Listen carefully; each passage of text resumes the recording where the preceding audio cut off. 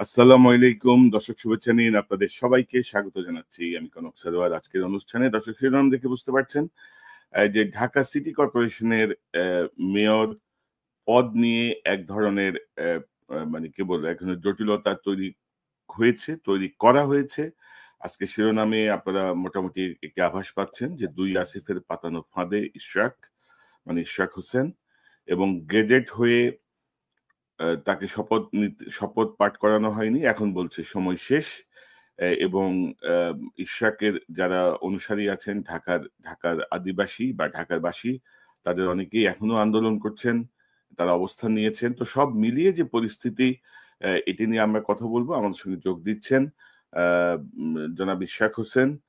তিনি হচ্ছেন আপনাকে কি বলবো? আপনি হচ্ছেন আ নির্বাচিত মেয়র নাকি গেজেটেড মেয়র? মানে আপনি তো আপনি আমাকে ইশরাক বলেই ইশরাকই বলেন। না মেয়র মেয়র ইলেক্ট শব্দটার মেয়র প্রতি আমার ইলেক্ট মানে একটা ঘৃণা চলে আসছে আরকি না যা নাটক হলো। আদালতের রায়ে মেয়র ইলেক্ট ইশরাক হোসেন আপনাকে স্বাগত জানাই। আ ১ম এ ইশরাক আমি একটু যেতে চাই যে আমাদের দর্শকদের অনেকে হয়তো একটু মানে অনেকের মানে নেগেটিভ প্রোপাগান্ডা, নেগেটিভ প্রচারণা আপনার বিষয়টা নিয়ে অনেক বেশি। বিশেষত আমাদের গণমাধ্যমে যে ফ্যাসিস্টদের যে দোসর বসে আছে তারাও স্পষ্টভাবে প্রকৃত বিষয়টাকে সামনে আনছে না। যেটি আমি গত বেশ কিছুদিন ধরে হ্যাঁ, পর্যবেক্ষণ করছিলাম। তো আজকে আসিফের একটা ইন্টারভিউ অর্থাৎ আসিফ মাহমুদ সজীব ভুঁইয়া যিনি আ এই মন্ত্রণালয়ের দায়িত্বে আছেন এলজিইডি। তার একটি ইন্টারভিউ থেকেই যদি আমি বিশ্লেষণ করি দর্শকদের কাছে বিষয়টা ক্লিয়ার হবে। আমি একটু যদি শিক্ষক এবং তিনি আন্তর্জাতিক রিভার লটা পড়ান। তো তাকে আইনজ্ঞ বলার মতো কোনো যৌক্তিকতা নাই। আইনজ্ঞ ছিলেন আমাদের হাসান আরিফ সাহেব। সাবেক রাইট। যিনি ইন্তেকাল করেছেন তিনি ছিলেন আইনজ্ঞ। জীবনের দীর্ঘ সময় তিনি আইন পেশায় ছিলেন, অ্যাটর্নি জেনারেল ছিলেন। তো আসিফের এই যে ব্যাখ্যা, এই তো মানে এই ব্যাখ্যাতে বোঝা যাচ্ছে যে গেজেট হওয়ার পরে আপনি শপথ নিলে হয়তো ২০ দিন মেয়র পদে থাকতে পারতেন। মানে মানে আইন ধরে। তো টোটাল বিষয়টাকে একটু ক্লিয়ার করবেন, একটু সংক্ষেপে একটু ক্লিয়ার করবেন তার এই বক্তব্য এবং আপনার বক্তব্যটা আমি হুম, আপনাদের কাছে তুলে ধরতে চাই। জি। আচ্ছা, ধন্যবাদ কনক স্যার ভাই। অনেকদিন পর আপনার সাথে বিশেষ সময়ে আপনার সাথে ইন্টারভিউ দেওয়া হয় and I really enjoy it. এবং আপনি সবসময় যে একেবারে সত্যটাকে নির্মোহ সত্যটাকে তুলে ধরে আনেন এবং আপনার আজকের প্রোগ্রামটির যে হেডলাইনটি দেখে আমার কাছে মনে হচ্ছে যে আপনার সাথে পরে এই বিষয়ে আরো বিস্তারিত আমার জানার রয়েছে। কারণ আপনি অলরেডি ইনভেস্টিগেট করে ফেলেছেন। কনক ভাই আসলে আপনি যেটা পড়ে শোনালেন এখন আপনি যদি আমার কাছে আইনি বিষয় জানতে চান, তাহলে আমাকে সেই গ্যাজেট প্রকাশের আগ থেকে শুরু করে দীর্ঘ হয়তোবা পুরো সময়টা পেরিয়ে যাবে।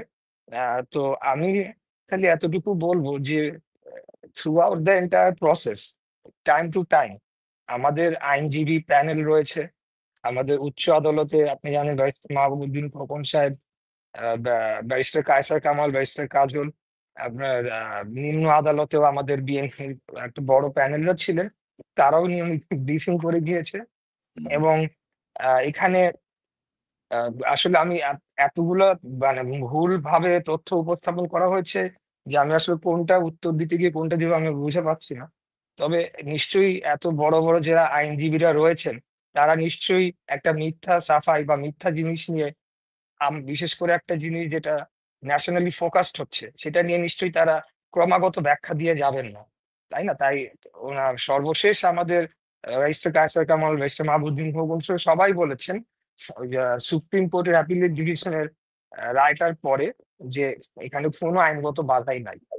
আর গ্যাজেট প্রকাশের পর থেকে কিভাবে সময়ক্ষেপণ করা হয়েছে এবং গ্যাজেট প্রকাশের আগে যখন নির্বাচন কমিশনে আমরা ১ম যখন আ রায়টি পেলাম ট্রাইব্যুনাল থেকে রায়টি রাইডারের মাধ্যমে ওইটা নির্বাচন কমিশনে পাঠানো হলো। নির্বাচন কমিশনে পাঠানোর পর থেকে কিন্তু মূলত এই যে এগুলো শুরু হলো এবং আনঅফিশিয়ালি অনেক কিছুই আমি জানি যেগুলা আমি এখন হয়তো ওগুলোর তো প্রমাণ থাকে না। বাট নির্বাচন কমিশনের উপরে সরাসরি হস্তক্ষেপ করা হয়েছে। এটা নির্বাচন কমিশনের ভেতর থেকেই আমাকে on the horses কয়েকজন যারা থাকে আমি এখন বলব না, স্পেসিফাই করব না। তাদের পক্ষ থেকে আমাকে সরাসরি বলা হয়েছে যে এটি আইন মন্ত্রণালয় পাঠানোর জন্য অন্তত 2 জন উপদেষ্টা তাদেরকে সরাসরি ফোনে কথা বলেছেন। যেই জাজ সাহেব এই আপনার ট্রাইব্যুনালের এই রায়টি দিয়েছেন, তার সাথে আমার সরাসরি কোনোদিন কথা বলার সুযোগ হয় নাই। তবে আমি সমর্থিত এবং ভেরিফাইড সোর্স থেকে জানতে পেরেছি, রায় দেওয়ার সাথে সাথেই বৈষম্য বিরোধী ছাত্র নেতা পরিচয়ে অনেকেই ফোন করে তাকে হুমকি ধামকিও দিয়েছে। আচ্ছা, এই গেল আপনার নির্বাচন কমিশন পর্যন্ত যাওয়ার বিষয়টি। কমিশনের উপরে বাধ্যবাধকতা ছিল যে 10 দিনের মধ্যে গেজেট পাবলিশ করতে হবে, এটা রায়ের একদম লাস্টের লাইনে লেখা রয়েছে। তো কমিশন যেটি বললাম যে আইন মন্ত্রণালয়ে পাঠানোর জন্য তাদের উপর চাপ প্রয়োগ করা হয় এবং তারা সেটি পাঠায়। হোয়ারাজ যেটা অলরেডি আদালত রায় দিয়ে দিয়েছে, সেখানে আইন মন্ত্রণালয়ের কিন্তু কোনো মতামতের বিষয় থাকে না। আদালত বড় নাকি একটা মন্ত্রণালয় বড়? ডেফিনেটলি আদালত বড়। যদি তাদের কাছে মনে হতো যে এটাকে চ্যালেঞ্জ করার বিষয় রয়েছে, তারা কমিশন এটাকে চ্যালেঞ্জ করতো। বাট কমিশনের কিন্তু একটা নিজস্ব আইন শাখা রয়েছে এবং সেখানে ফরমার 2 জন না 3 জন ডিস্ট্রিক্ট লেভেল জাজ সাহেব সহ বড় বড় আইনজীবীরা সেখানে মতামত দিয়ে থাকেন। তো তারা কিন্তু এই জিনিসটাকে ভেটিং করে ওখান থেকেই তারা গ্যাজেট করে দেওয়ার মতো আলামত মানে সরি ওটাকে পেয়েছে, গ্যাজেট করার মতো পেয়েছে, কিন্তু তারপরও আইন মন্ত্রণালয় তাদেরকে পাঠাতে হয়। আইন মন্ত্রণালয় কিন্তু কোনোদিনও এটা মানে অফিসিয়ালি কোনো জবাব দেয় নাই, অফিসিয়ালি কোনো রিপ্লাই এটা দেয় নাই। কিন্তু যেই দিন গেজেটটা পাবলিশ হলো, তার 3 ঘন্টা অতিবাহিত হলেই কিন্তু 10 দিনের যে মেয়াদ বেঁধে দেওয়া, সেই মেয়াদটা অতিক্রম করতো এবং আমাদের প্রস্তুতি ছিল যে আমরা কন্টেম্পট অফ কোর্টের দিকে যাব। সো এটা কিন্তু নির্বাচন কমিশনও জানতো, সো তারা গেজেট প্রকাশ করে দিয়েছে। গ্যাজেট প্রকাশ করার পরে এটা পাঠানো হয়, পুরো ফাইলটা বিভিন্ন দপ্তরে, এর মধ্যে লোকাল গভর্নমেন্ট ডিভিশনে পাঠানো হয়। তো সিটি কর্পোরেশন আইন 2010 এবং স্থানীয় সরকার আইন 2009 এবং সিটি কর্পোরেশন আইন না বিধিমালা 2010, সেখানে আমি এটা পড়ে দেখেছি, স্পষ্টভাবে বলা আছে যে এটা শপথ গ্রহণ অনুষ্ঠানটি সম্পন্ন করবে স্থানীয় সরকার মন্ত্রণালয়। তো পরবর্তীতে আমি এটা ব্যাপারে খোঁজ নিয়ে দেখেছি, পৃথিবীর বড় বড় দেশ যেমন আপনি লন্ডন বলেন, নিউ ইয়র্ক বলেন, মেজরিটি যে ডেভেলপ কান্ট্রি দেশগুলোয় মেয়র নির্বাচনে একজন প্রার্থী জিতে আসার পরে একজন ডিস্ট্রিক্ট জাজ তাকে শপথ পড়িয়ে দেয়, বা একজন সিনিয়র জাজ। হ্যাঁ, এটা অনলাইনে গেলেই পাওয়া যাবে। শুধু বিশ্বের অল্প কয়েকটি দেশ, এর মধ্যে বাংলাদেশ, পাকিস্তান, উগান্ডা এই ধরনের, এবং সম্ভবত ইন্ডিয়া হতে পারে, আমার ঠিক খেয়াল নাই। কয়েকটি দেশে স্থানীয় সরকার মন্ত্রণালয় শপথ গ্রহণ অনুষ্ঠানটি সম্পন্ন করে।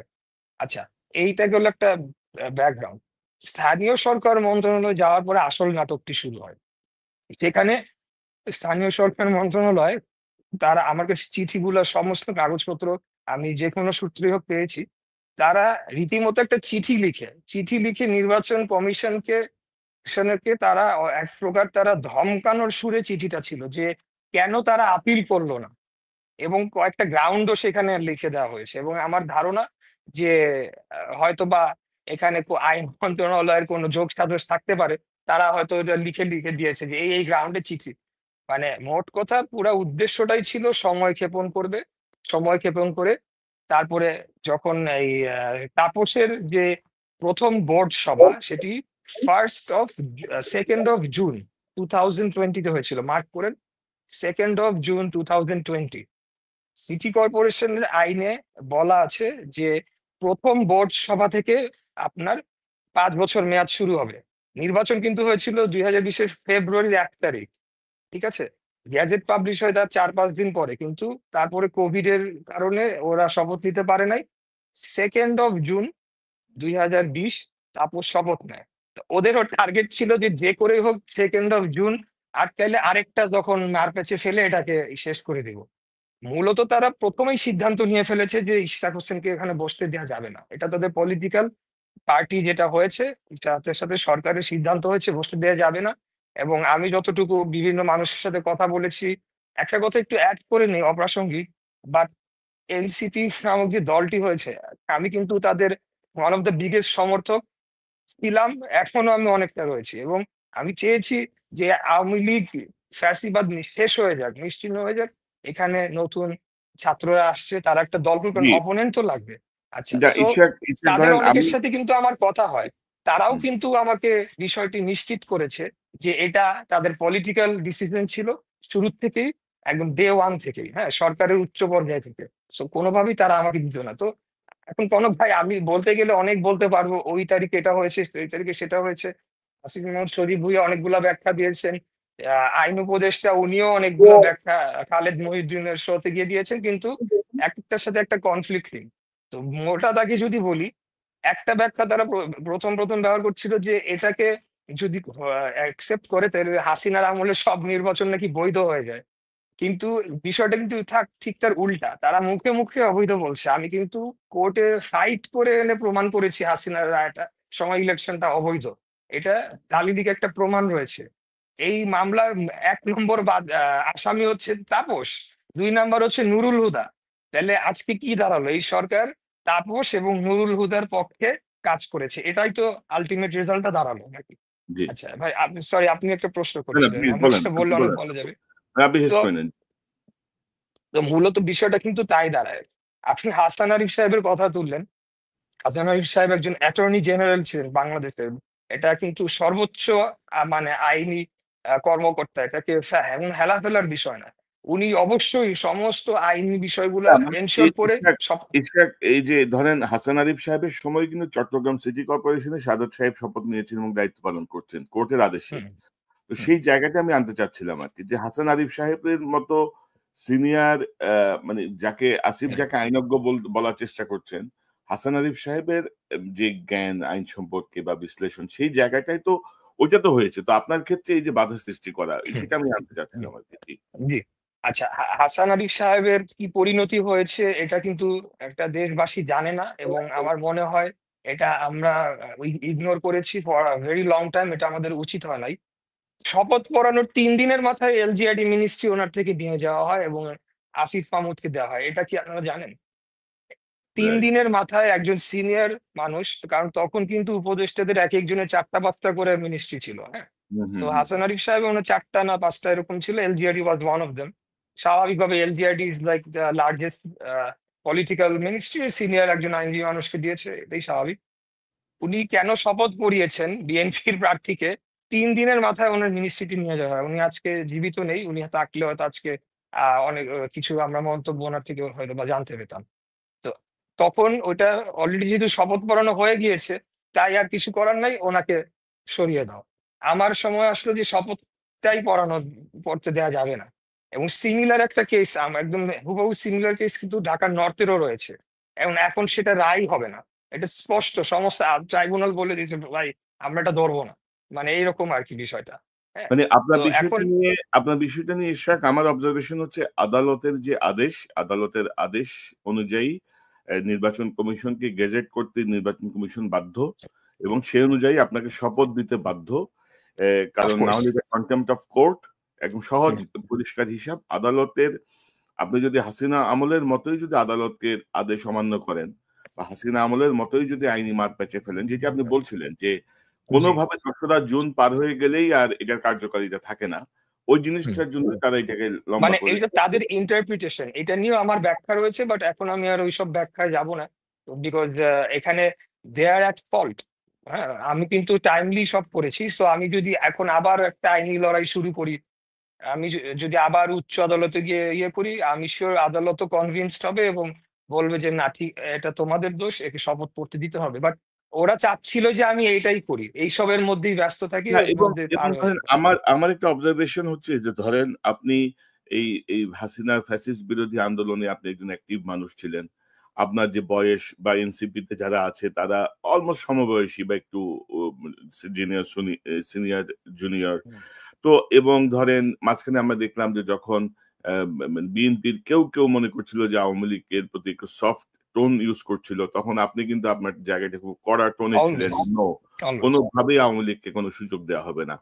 তো জি। একটা ইয়াং একটা গ্রুপ তারা আপনার ব্যাপারে এই যে এনিমিটিটা করলো এবং এর মধ্য দিয়ে কিন্তু আরেকটা বিষয় সামনে চলে আসছে যে এদেরকে চেয়ারে রেখে জাতীয় নির্বাচন আসলে কতটুকু সুষ্ঠু হবে?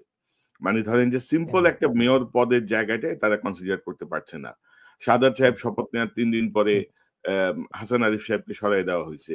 আপনার একটা আদালতের আদেশের পরে তারা নানা প্যাচ-পুচ খেলে এখন একটা অবস্থানে আসছে। তো আপনি কি মনে করেন যে এই আসিফ মাহমুদ, সজীব ভুঁইয়া বা এদেরকে দেখে আ বা এই উপদেষ্টা পরিষদের অনেককেই রেখে নির্বাচনের ফলাফল বা নির্বাচন কি হতে হুম। পারে? আপনি কি মনে করেন? এখন আপনি মেইন পয়েন্টে এসেছেন। একদম মূল জায়গাটিতে এসেছেন। আসলে কমল ভাই দেখেন আপনি আমাকে যতটুকু চেনেন প্লাস আমারও যারা কাছের মানুষ ছিলেন তারা কিন্তু ১ম বেশ অবাক হয়েছেন যে কি মানে আমি সামান্য মেয়রের জন্যে কেন এরকম করছি? কারণ কোনদিনও আমি ক্ষমতালোভী ছিলাম না। এটা আমি নিশ্চিত করে বলতে পারি। বিষয়টি কনফ্লিক্ট এর জায়গায় তখনই যায় যখন আমি দেখলাম যে এক্সিকিউটিভ থেকে জুডিশিয়ারি নির্বাচন কমিশনের উপরে সরাসরি হস্তক্ষেপ করা হচ্ছে তখনই আমি এটাকে চ্যালেঞ্জের জায়গায় নিলাম। কারণ তখনই আমার কাছে মনে হলো যে এখানে তো একটা দলের জন্যে বর্তমান যে সরকার ব্যবস্থা রয়েছে সেই দলকে সুবিধা দেওয়ার জন্যে কাজ করছে। তার মানে আগামী নির্বাচনের সময়ও করবে। এটা আমি স্পষ্ট হয়ে গেলাম তখনই আমি এটা নিয়ে আমার মানে আমার কথা বলা শুরু করলাম। আসলে এইখানে যে মেয়রের যে ইয়েটা হয়েছে টু বি অনেস্ট আমাদের এখানে কোনোদিনও আ ইনটেনশন ছিল না যে এইখানের অফিস টেক আপ করার।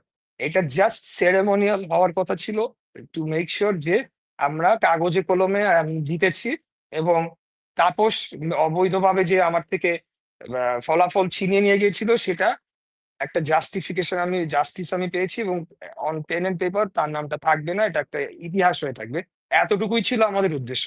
যখনই তারা এটাকে নিয়ে বাধা দেয়া শুরু করলো এবং আমি দেখলাম যে কি ব্যাপার উপদেষ্টারা ফোন করছে, একে ফোন করছে, ওখানে বাধা দেওয়া হচ্ছে।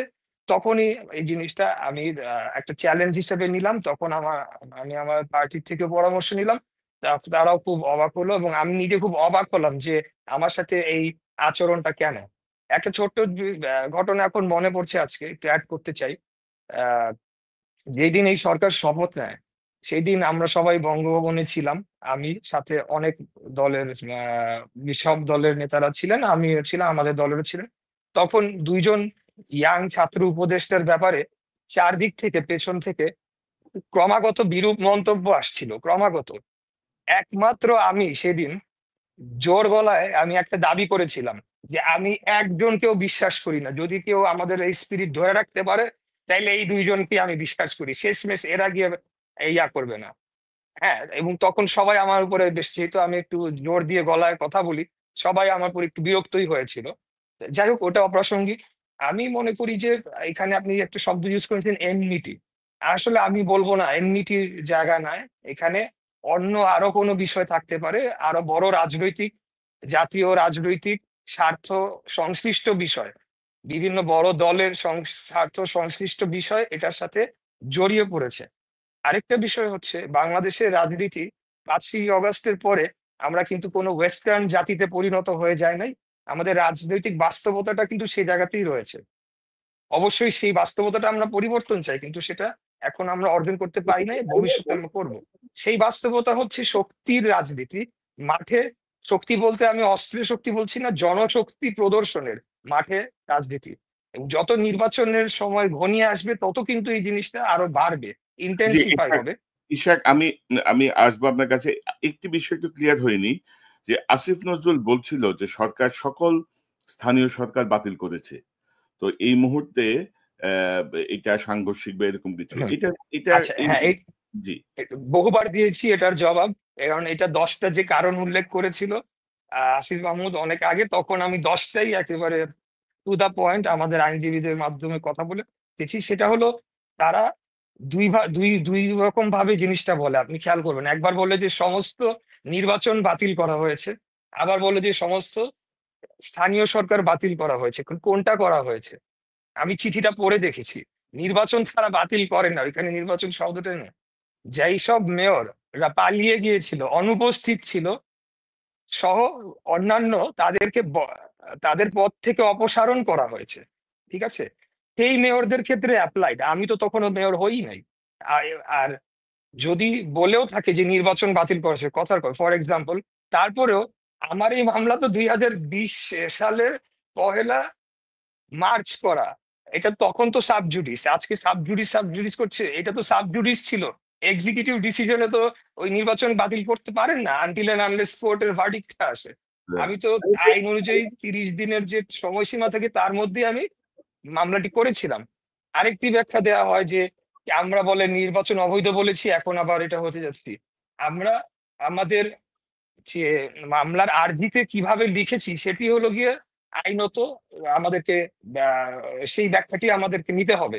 সেখানে আমরা ওই নির্বাচনের ফলাফল এবং তখন যে গ্যাজেটটি প্রকাশ করা হয়েছিল সেটিকে অবৈধ বলেছি, কারণ সেটিকে ম্যানিপুলেট করে জোর করে ঘোষণা করা হয়েছিল।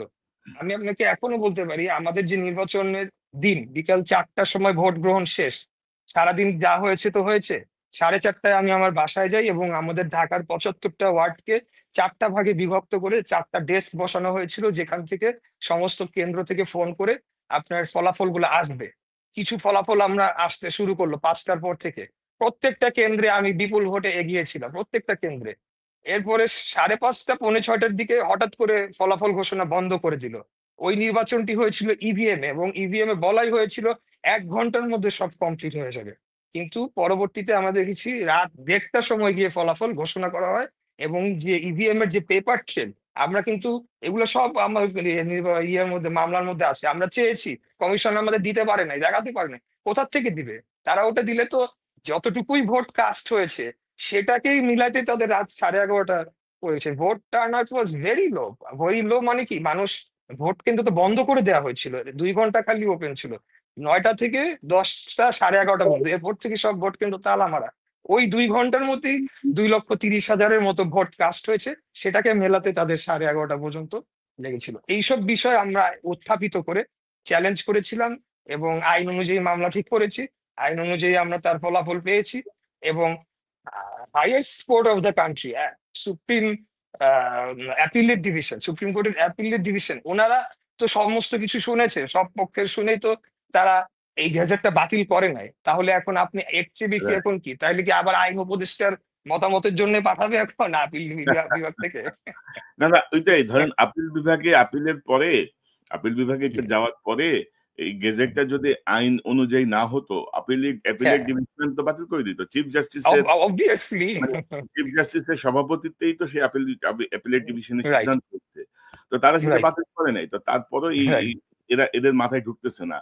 কিন্তু এখন যে না, বিষয়টা এটা তো বিষয় না কনক ভাই, যেটা বললাম ইট ওয়াজ আ পলিটিক্যাল ডিসিশন, যেটা হুম, প্রথমেই নেওয়া হয়ে গিয়েছে যে দিবে না। এখন যেটাকে যেভাবে মানে আইন মানে বিচার বিভাগের উপর এটা চাপিয়ে দেওয়ার চেষ্টা, আর কিছুই না। এখন ধরেন মানে আপনার এই ঘটনাটা আমি গত ২ দিন ধরে আমার মাথায় যে বিষয়টা ঘুরছে আরকি, যে আপনার ধরেন কি হইতো? ধরেন একটা মেয়র পদে আপনি একটা শপথ নিতেন। আমি আপনার ওই গেজেটের পরে আমি একটা পোস্ট দিয়েছিলাম ফেসবুকে। যে যাক, বিএনপির একটা তরুণ নেতৃত্ব, দেখি কেমন পারফরম্যান্স করে। একটু আমরা কয়দিন হইলে আমরা একটু দেখতে পারতাম। বা এ কিন্তু সেটা তারা করতে দিল না। এবং এখন দেখা যাচ্ছে, এবং এ এ এ এটা কিন্তু বেশ কিছু আইনের লঙ্ঘন। আমি বেশ কিছু দেখছিলাম যে সিটি কর্পোরেশন জি, আইন, সংবিধানের অনুচ্ছেদ।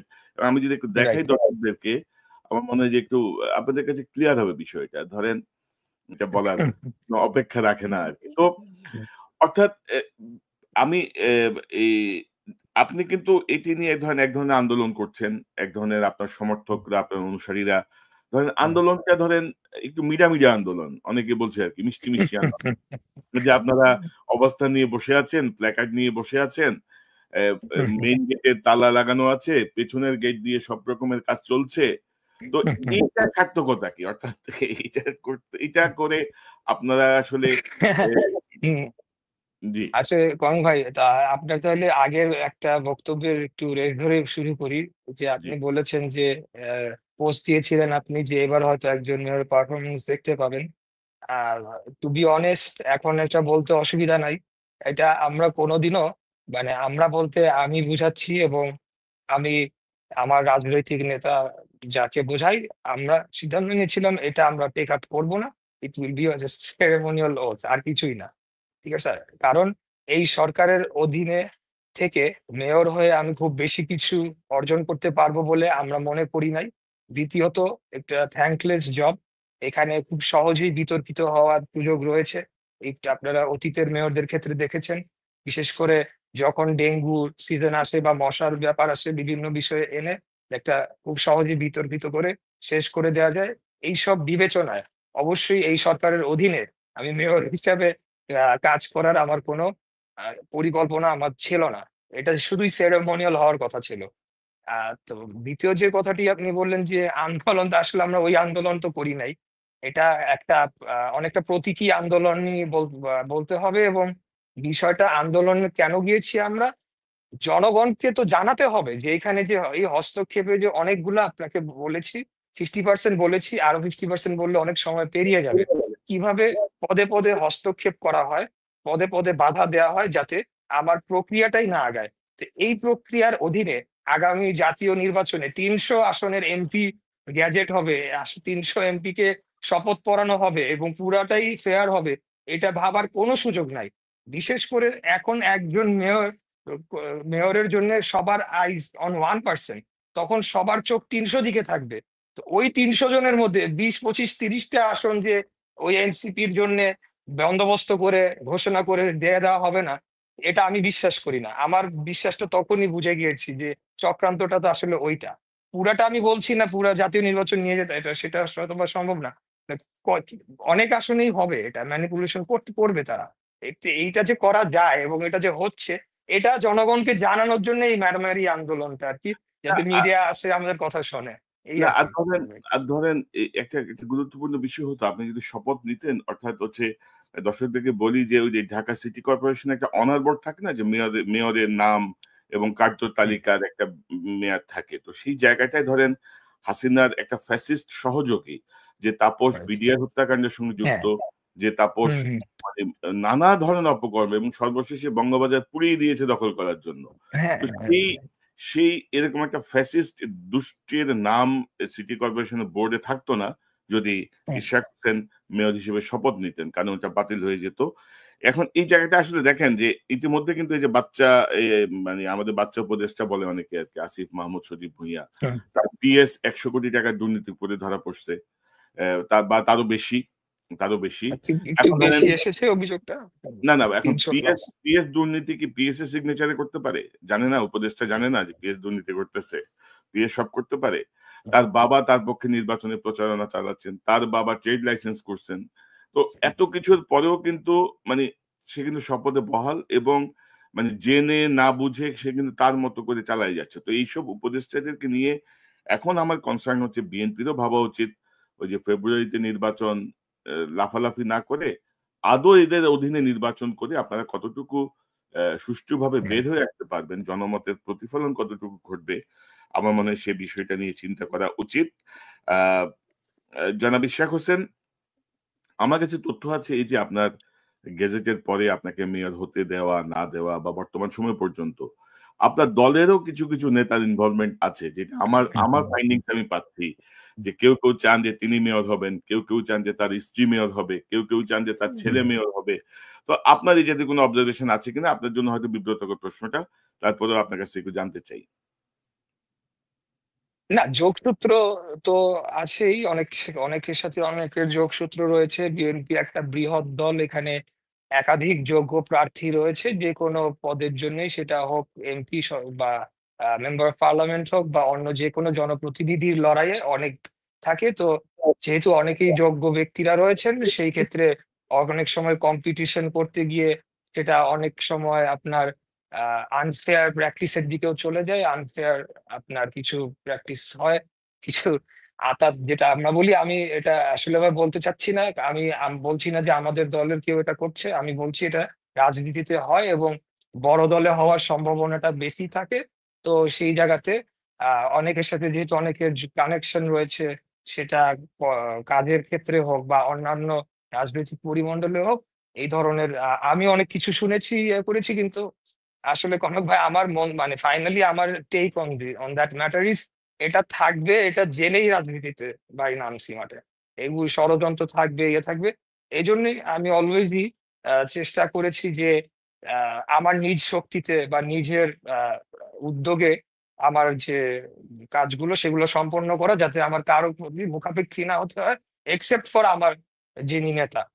উনি ছাড়া আমি কারো মুখাপেক্ষী হই না, এবং আমি আমার নিজ শক্তিতে যা যতটুকু করার করে যাব। তাহলে পরে এইসব ষড়যন্ত্র আমাকে কিছু করতে পারবে না, এই বিশ্বাসটা আমি নিজেকে না, আর আমি কাজ আমাদের করে থাকি। আমাদের দীর্ঘদিনের অবজারভেশন মানে বিএনপির মধ্যে, আওয়ামী লীগের মধ্যেও আছে বা অন্যান্য দলের মধ্যেও আছে। বিএনপির মধ্যে ওই যে নিজের নাক কেটে অপরের যাত্রাভঙ্গ, এই প্রবণতাটা হুম, অনেক হুম, বেশি। এবং আমার হুম, ধারণা অনেকে হয়তো মনে করে যে একটা ইয়াং লিডারশিপ যদি দায়িত্ব নেয়, তাহলে হয়তো ভবিষ্যতে হয়তো আমাদের সেই জায়গাটা হয়তো আর হবে না। সো বেটার আমরাও ইন্টারনালি গেম খেলি, তাকে সুযোগ না দেই।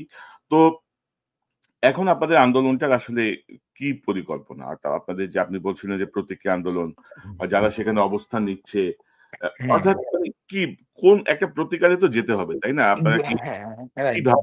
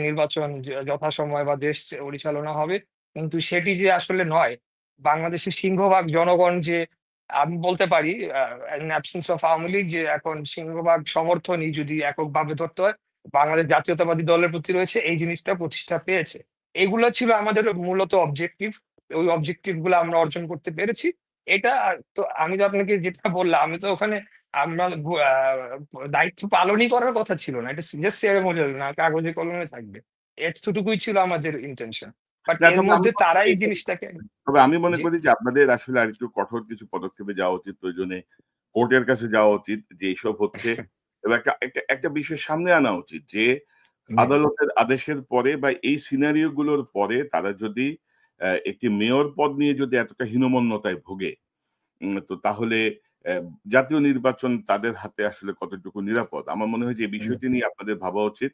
আপনাদের রাইট, এই ডাইরেকশন এ যাওয়া উচিত। কারণ এই উপদেষ্টা পরিষদের পরিবর্তনের কথা আমরা ১ম থেকেই বলছি।